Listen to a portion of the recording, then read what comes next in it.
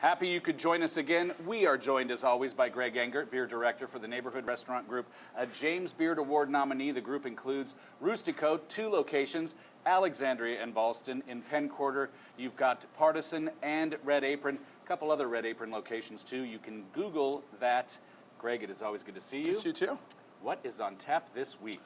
So this week we have, at long last, for many of us who are fans of New Belgium's sour program, the wide release, finally, of Eric's Ale.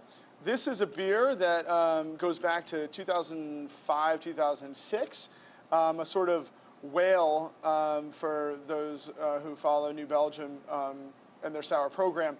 It was originally brewed in 2005-06, but last brewed in 2008. Oh. So we are finally now seeing it in a larger release, thankfully, from New Belgium. So a beautiful blend of sour oak-aged ale, and then with a lager that's been basically a lager that's been spiced with peaches. So you've got a blend of peach sour, basically. Been a while since we did a Lips of Faith series. We've done a number of those, and they haven't disappointed. Oh, yeah, they're always fantastic.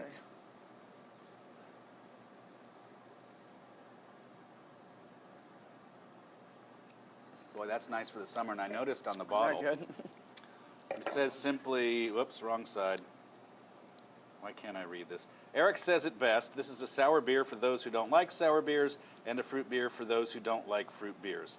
And that's Toes the after line. tasting it, you know. Yeah, because there's like 2 camps out there, right? There's people that think that, I think there's some sour beer fans out there who just like sour, sour, sour, and if there's any essence of like fruit or sweetness in the beer, they think that that's not really their idea of a sour beer. Then there's people out there that love fruity beers and don't really like the sour.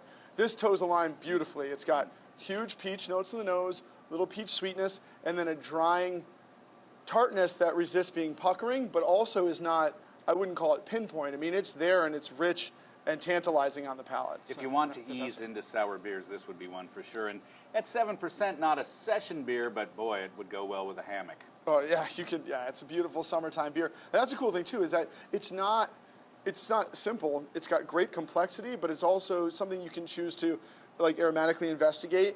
And at 7%, it's got some richness too. Or, like you said, you could just drink this in the summertime. I mean, it's refreshing and delicious. There's a great story behind this beer. So Eric Salazar, after which the beer is named, has been a huge part of New Belgium Brewing Company in general, but specifically the barrel aging cellar program, lots of their sour beers as well. So they've had this kind of contest within the brewery called Loose Lips. And what it is, it's a fun thing where they basically bring out a beer that's been blended from different ales at different percentages, and then they have the people within the brewery taste and try to come up with what the blend was through their palates and sensory analysis. And so in 2005, Eric won this contest, and his reward was to get to create a beer. And so he chose to use some of their Foeder aged sour blonde ale. A Foeder is just basically a giant oak vessel that looks like a giant barrel turned on its end. And he chose to use some of the blonde sour ale that had been aging in that to blend it with a lager known as Eric's Base. And that lager had peaches added to it, and that's what you have here. I should mention one of the coolest things about New Belgium is, first off, they were the ones who really went crazy for producing sour beers, but not just producing them with some volume. You know, sour beers are so often so hard to find, and one of the ways they did this was that they were the first brewery to hugely invest in what we basically call now a Foeder farm. So you walk into their brewery, they've got just dozens and dozens of these gigantic barrels that are holding sour beer. And lastly, I'd say the cool thing is they've got 2 kinds. They've got Felix, which is the blonde sour. So they've got Lactobacillus pediococcus to make it sour in there. They've got different strains of wild yeast Brettanomyces. And then they've got the darker version in other Foeders, and that's called Oscar.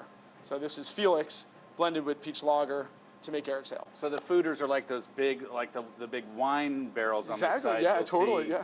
In a tasting, on a tour in Europe or somewhere like that. that. Yeah, absolutely, yeah.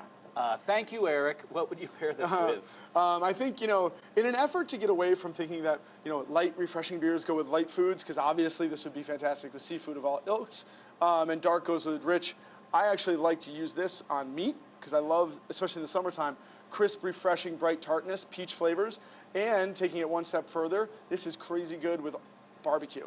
So if you had rich, kind of sweeter sauce, tomato-based Texas barbecue, picks up on the sweet peach, or if you had that kind of vinegar, black pepper, acidic pork rib in North Carolina, it's great with the kind of tartness we have here. Maybe a pork tenderloin with some sort of peach glaze that'd on be it. crazy like too, that. yeah. Okay, wow. Greg, thank you as always. Thank you. Everyone, please always do be sure to drink responsibly and bring your thirst next time for another Beer of the Week.